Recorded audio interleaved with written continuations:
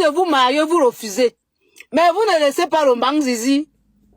Vous chassez les hommes en Europe. Vous chassez les hommes partout. Vous divorcez. Tous les jours ici en Europe, vous êtes dans les divorces. Tous les jours, vous chassez les hommes ici en Europe. Vous croyez que le mari, trouver l'homme, c'est facile? Trouver le mariage d'abord en Europe, c'est pas facile. Hey, et je vais rappeler, les filles qui sont ici en Europe, les filles que les hommes ont rencontrées ici, là, en Occident, et qu'ils ont finalisé, ils ont fait l'acte de mariage, là. Je dis, hein, vous êtes des pèlerins, hein. C'est-à-dire, comment je vais dire, ça ne coupe pas les rues. Respectez vos hommes, là, hein. Respectez vos maris. Parce que, ce n'est pas facile. Les hommes ici en Europe n'arrivent pas à s'engager. Un homme va rester dans le concubinage avec toi ici. Mais vous avez fait 20 ans de concubinage. Ici, là. Personne ne va prendre l'initiative que j'ai envie d'aller doter. Et fais-moi le toquer porte avec cette fille. Vous allez faire 20 ans de concubinage, mais vous allez accoucher les enfants comme les couples mariés. C'est-à-dire faire le mariage clandestin. 20 ans de mariage clandestin, vous allez faire. Mais le gars ne va jamais prendre l'initiative de t'officialiser, officialiser votre union. Un homme qui officialise l'union, ça veut dire qu'il t'assume. Il assume devant sa famille, mais devant tes amis même, que c'est toi qui l'as choisi. C'est ça le mariage, c'est d'assumer, de dire je prends la responsabilité. Continuer le rôle que ton père a commencé. Je prends cette responsabilité. C'est ça assumer. Donc si un homme ne t'a pas encore assumé, non ma soeur, ça veut dire qu'il y a un problème. Revois ton comportement. Je vous dis ça ici tous les jours. Ça veut dire que le gars là hésite, il a peur. Dans sa tête, il a peur que quand il va t'officialiser, c'est là où tu vas demander le divorce. Les hommes, le mariage ne bénéficie pas à l'homme en Europe. Écoute, le mariage ne bénéficie en rien aux hommes. Ici en Europe, le mariage ruine les hommes. Ici en Europe, le mariage, c'est une perte de temps chez les hommes. Je vous le dis. Le mariage ne bénéficie. Les gens à qui le mariage bénéficie ici en Europe, ce sont les femmes. Tu achètes la maison, tu as construit ta vie, tu épouses une idiote. Demain, ton enfant travaille pendant des années. Il se bâtit. Il construit son patrimoine familial. Il se bat pour avoir de quoi nourrir sa famille. Il te rencontre. Il t'épouse. Tu ancres dans une maison où il a déjà tout construit. Hein? Et il a déjà tout construit. Le gars a tout arrangé. Il a fait, c'est-à-dire, il a pensé à te donner un toit, toi et tes enfants. Tu arrives jusqu'à tu divorces. C'est l'homme qui doit quitter, aller chercher une chambre dehors, il doit dormir sa propre maison. L'homme doit quitter sa propre maison et aller dormir. Je dis, je ne suis pas d'accord avec ça. Sous prétexte que, parce que c'est la femme qui doit rester à la maison. Mais je dis, c'est la personne qui veut divorcer qui doit quitter la maison.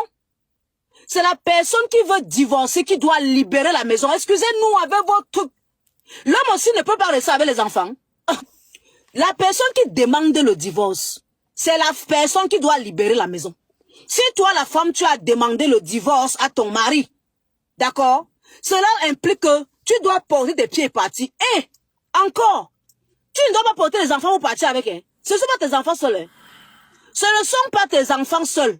Donc le fait que pour prendre même les enfants là, il faut le consentement. Il faut que l'homme aussi donne son avis. C'est son spermatozoïde qui a fabriqué les enfants là aussi. Le mariage ne bénéficie à aucun homme ici en Occident. C'est pour cela que vous voyez, ils sont tous célibataires. Ils ont décidé de faire un buisson. On vous demande de vous marier jeune. Quand on vous dit de vous marier jeune, le mariage jeune responsabilise la femme. Là, les femmes ont intérêt à se marier étant jeunes, pour se responsabiliser. Je dis bien pour se responsabiliser. Le mariage responsabilise. Moi, il vous a dit que quand on est marié, on ne peut plus faire les études. Donc, c'est vos études là font en sorte que vous... Non, je pense au mariage. Je suis trop... Le mariage empêche d'aller à l'école. Ça montre à suffisance que vous n'êtes pas préparé pour le mariage. Le mariage, c'est le choc d'abord. C'est-à-dire, quand tu arrives, pour que ton foyer soit stable et magnifique, tu vas d'abord choquer. Il n'y a personne qui arrive à voir quelque chose de bien sur cette terre de manière aussi facile. Ah, je m'assois maintenant pour vous parler. Apportez mes commentaires sur la vidéo de cette jeune dame-là. Elle a pointé du doigt le problème crucial que j'ai toujours évoqué sur ma chaîne L'école de la famille Efata. Les comportements inadéquats des uns et des autres dans la diaspora. On a quitté l'Afrique, on est venu en Europe, aux États-Unis, au Canada. Mais au lieu d'adapter nos comportements au sein de notre relation amoureuse ou conjugale, on veut vivre différemment. Donc, et en parallèle. C'est pourquoi j'ai souvent dit que ce ne sont pas les Africains qui détruisent le mariage. Je ne veux pas pointer du doigt les individus en question. Mais selon moi, ce sont effectivement les comportements non adaptés à la réalité européenne. Et malheureusement, on ne fait pas attention à ce décalage-là, à ces comportements inadaptés. Et ces comportements inadaptés-là vont créer la peur, la suspicion, la peur chez les hommes, le doute chez les femmes et la suspicion chez les deux. Et finalement, personne ne veut s'engager ou prendre au sérieux la relation amoureuse ou conjugale. Regardez ce qu'elle dit. 20 ans de concubinage. Est-ce que c'est ce que vous voulez? Je m'adresse aux femmes et même aux hommes. Je sais que les hommes qui font ceci, ils ne veulent pas ça. Mais pourquoi? Pourquoi ils adoptent cela? C'est parce qu'ils ont peur de s'engager selon la loi et qu'au finish, les femmes utilisent cette loi-là de façon maladroite contre eux pour chasser des hommes, les mettre au dehors. C'est vrai, il y a des bassesses partout. Les hommes aussi ne prennent pas toujours les responsabilités. Les femmes aussi ne prennent pas toujours les responsabilités. Mais lorsqu'il y a le problème, le couac qui intervient, les femmes ont souvent l'habitude d'exploiter la loi à leur faveur pour pouvoir kick out le monsieur. Et cela fait que j'écoute beaucoup la souffrance de beaucoup d'hommes qui disent « Oh non, non, moi je ne veux pas ». Donc, vous voyez, et ceux qui le font là, c'est vraiment la perle rare, comme le dit cette jeune femme-là dans sa vidéo. C'est la perle rare. Vous voyez, chers amis, et le mariage dans la diaspora demande beaucoup de choses. Il ne demande pas seulement l'amour. J'ai toujours dit, l'amour seul ne suffit pas à entretenir et à réussir une relation ou un mariage. Non. Et surtout, l'amour en diaspora, le mariage en diaspora est beaucoup plus exigeant. Pourquoi? Parce qu'il demande de nouvelles compétences. C'est de nouvelles compétences relationnelles. Il demande un nouveau langage relationnel. Un nouveau langage relationnel. 3, il demande une rééducation émotionnelle. Il faut rééduquer l'homme africain, il faut rééduquer la femme africaine dans la diaspora pour qu'ils s'adaptent aux réalités et aux défis de la diaspora. Et enfin, le mariage dans la diaspora exige une adaptation culturelle consciente. Oui, une adaptation culturelle consciente. Vous voyez? Alors, pour moi, les erreurs viennent de partout. Je ne vais pas accuser l'homme, je ne vais pas accuser la femme. À l'école de la famille Efata, ce que je voudrais faire, c'est de construire et entretenir des relations efficaces, épanouissantes et durables au sein de la diaspora, afin de donner un bon témoignage. Comme de la même manière on se bat pour réussir financièrement, de cette même manière qu'on se batte consciemment pour réussir amoureusement et de façon conjugale. Oui, mais la vérité est que, comme je l'ai dit, la plupart des problèmes ne viennent ni de l'homme seul, ni de la femme seule. Oui. Elle tente et c'est vrai, elle est femme, c'est pourquoi elle s'adresse beaucoup aux femmes, d'accord, pour pointer du doigt les mauvais comportements des femmes en Europe. Comme aux États-Unis ou au Canada aussi, c'est la même réalité. Mais moi, je dis ceci, la majorité des problèmes ne viennent pas ni de l'homme seul, ni de la femme seule. Le problème est beaucoup plus profond. Il y a 3 choses que je vais évoquer. Retenez ça bien. Nos parents nous ont appris à nous marier. Mais personne ne nous a appris à réussir le mariage. Surtout le mariage dans la diaspora. Oui. Quand on quittait l'Afrique pour venir en Europe, et beaucoup de gens n'ont pas pensé comment ils vont fonctionner en Europe en tant que couple. Et même ceux qui sont en Europe et qui se rencontrent là-bas, garçons et jeunes filles, pour se marier, ils ne pensent pas toujours à comment ils vont fonctionner en tant que jeunes couple. Ils voient d'abord la maison, l'argent, comment on va faire gagner l'euro, les euros, les dollars, etc. C'est cela qu'ils voient d'abord. Mais comment faire pour que le mariage fonctionne? Non, on ne pense pas à ça immédiatement. Donc, personne ne nous a appris à réussir le mariage de façon générale et surtout dans la diaspora où les défis sont énormes.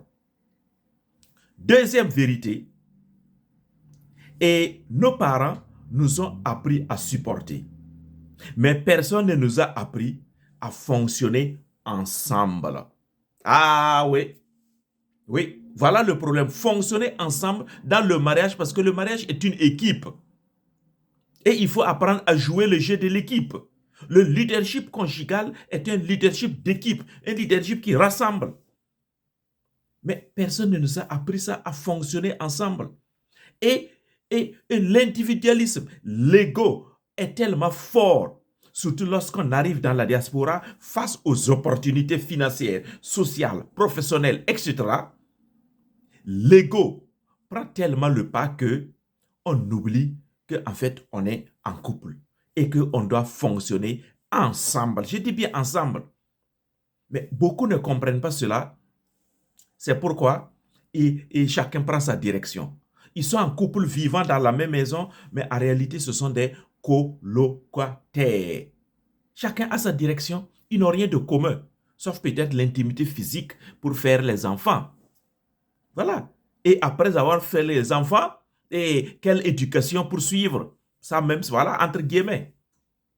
Tout ça, ce sont des problèmes. Vous voyez? Alors, troisième vérité ici, qui provoque les erreurs, que ce soit chez l'homme ou que chez la femme, c'est que dans la diaspora, en Europe, aux États-Unis, au Canada, il y a tellement d'opportunités que, et il y a quelque chose qui se réveille en nous. L'appât du gain, le désir ardent de gagner. Oui, c'est ça. Puisqu'on voit les opportunités un peu partout. Je peux aller étudier, je peux gagner de l'argent, je peux monter professionnellement, je peux faire ceci, oui, je peux acheter telle voiture. Et on se rue là-dessus. Ça, c'est de façon inconsciente. Peut-être ce que tu ne pouvais pas faire facilement dans ton pays d'origine, on te présente ça sur un plateau d'or en Europe comme aux États-Unis. Et c'est comme un enfant qui est affamé et qui voit la nourriture qu'on lui donne dans une assiette bien garnie de viande, il se jette à bras le corps sur l'assiette pour manger parce qu'il avait faim. Et beaucoup sont arrivés en Europe affamés dans tous les sens, pas le ventre seulement. Mais ils ont la soif, la soif de réussir, la soif de gagner plus. Et cela va faire qu'ils courent, et ils oublient qu'ils ont construit une relation amoureuse ou conjugale. Vous voyez?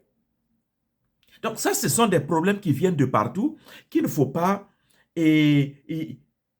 esquiver ou mettre de côté. Le vrai problème, donc, n'est pas la culture africaine, ce n'est pas la culture européenne non plus, ou américaine. Le vrai problème, c'est le manque de compétences relationnelles adaptées à la diaspora. Je dis qu'on s'est marié, mais personne ne nous a appris à fonctionner. Oui, je vois dans l'église catholique, on parle de préparation au mariage. Cette préparation au mariage, beaucoup de jeunes couples de fiancés veulent éviter ça. Ils feintent, comme je dis, entre guillemets, quoi. Voilà, et quand ils peuvent trouver des alibis pour ne pas y aller, ils ne vont pas, ils se disent, oh, ouais, qu'il ne connaît pas ça, qu'il ne connaît pas ça. Voilà le problème. Donc, on n'a pas appris à développer les compétences relationnelles, surtout adaptées à la diaspora. Et ce sont ces compétences relationnelles-là qui permettent de fonctionner ensemble. Par exemple, aimer ne suffit pas. Prier ne suffit pas. Beaucoup passent leur temps dans les mosquées et dans les églises. Prier. Ça ne suffit pas. Vouloir bien faire ne suffit pas. Vous avez la bonne volonté, mais ça ne suffit pas. Il faut apprendre les compétences relationnelles et surtout celles adaptées à la diaspora. Il faut apprendre à communiquer dans un contexte d'immigration, apprendre à gérer les conflits ou à régler les conflits comme il se doit, à parler d'argent ensemble, à mettre des budgets, à parler le nous, le langage du nous, non le langage du moi, moi, moi, moi, moi. Non. Il faut apprendre aussi à fonctionner sous le stress. Vous savez, il y a beaucoup de facteurs de stress en Europe. Mais comment fonctionner? Comment rebondir malgré ce stress? Il faut apprendre à comprendre les différences et à utiliser les différences même comme un atout, un asset, et non comme une limite qui détruit votre relation. Vous voyez? Donc, c'est pourquoi j'ai souvent l'habitude de dire ceci, et beaucoup de couples pensent qu'ils ont un problème d'amour. Je tire vers la fin maintenant. Mais n'oubliez pas de mettre les j'aime et de partager la vidéo. Mettez vos commentaires, vos réactions par rapport à ce que la jeune femme a dit et par rapport à ce que je suis en train de dire. Beaucoup de couples pensent qu'ils ont un problème d'amour. Non, l'amour là, il est toujours là, je suis sûr et certain. Parce que tous ceux que je rencontre, que j'écoute, ils aiment toujours leur femme, ils aiment toujours leur gars. Mais ils ont surtout un problème de compétence relationnelle. Et c'est là que je vous invite toujours à faire le bilan relationnel ou le bilan de votre couple. Oui, l'évaluation relationnelle que je propose aux gens va toucher 9 domaines essentiels de votre relation.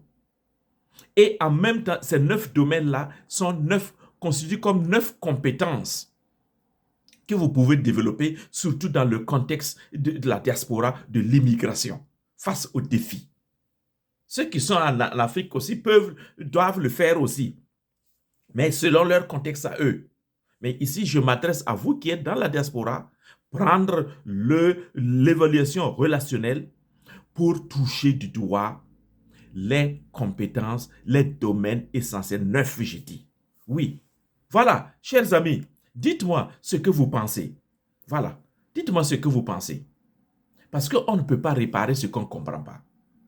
Si tu n'as pas compris, tu ne comprends pas comment tu fonctionnes, comment toi-même tu fonctionnes personnellement, tu n'as pas une idée claire, une vision claire de ta relation, de ton couple, mais tu ne peux rien réparer. Alors si tu es en couple, ou bien vous êtes fiancé dans la diaspora, ou vous êtes marié, alors ne faites pas l'erreur d'attendre que la crise survienne. L'évaluation relationnelle, c'est pour prévenir, c'est une prévention. Voilà. Et j'attends vos commentaires et j'attends vos likes et vos partages aussi.